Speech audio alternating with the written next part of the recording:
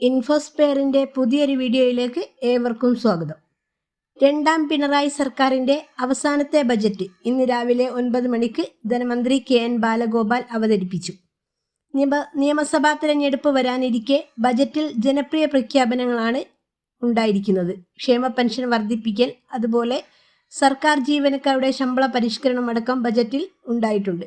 സർക്കാരിൻ്റെ അവസാന ബജറ്റ് എല്ലാ വിഭാഗങ്ങൾക്കുമുള്ള ബജറ്റാകുമെന്ന് മന്ത്രി KN ബാലഗോപാൽ വ്യക്തമാക്കിയിരുന്നു.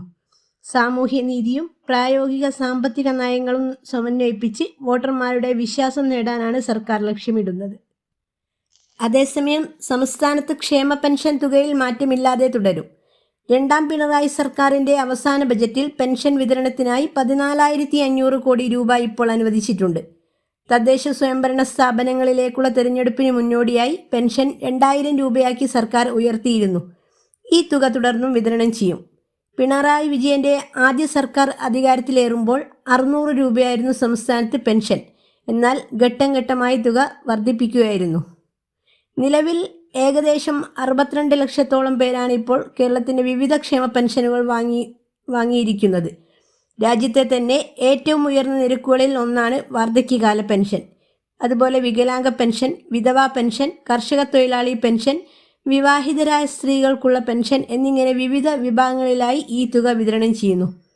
ബാങ്ക് അക്കൗണ്ട് വഴിയും കൂടാതെ സഹകരണ ബാങ്കുകൾ വഴി ഗുണഭോക്താക്കളുടെ വീടുകളിൽ നേരിട്ടെത്തിയും പെൻഷൻ തുക കൈമാറുന്നു.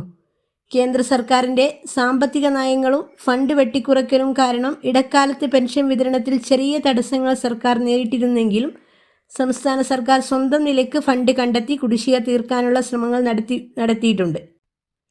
സാമൂഹ്യ സുരക്ഷാ പെൻഷനുകൾ ഏകദേശം 50 ലക്ഷം പേർക്കും ക്ഷേമനിധി ബോർഡ് പെൻഷനുകൾ ഏകദേശം 12 ലക്ഷം പേരും കൈപ്പറ്റുന്നു. പെൻഷൻ നൽകുന്ന 2,000 രൂപയിൽ വലിയൊരു ഭാഗവും സംസ്ഥാന സർക്കാരാണ് വഹിക്കുന്നത്.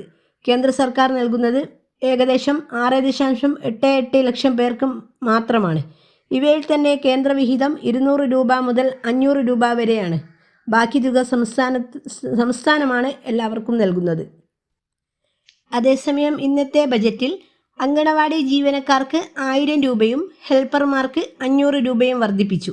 ആശാവർക്കർമാർക്കുള്ള ഓണറേറിയത്തിൽ 1000 രൂപയുടെ വർധനവുണ്ടായിട്ടുണ്ട്.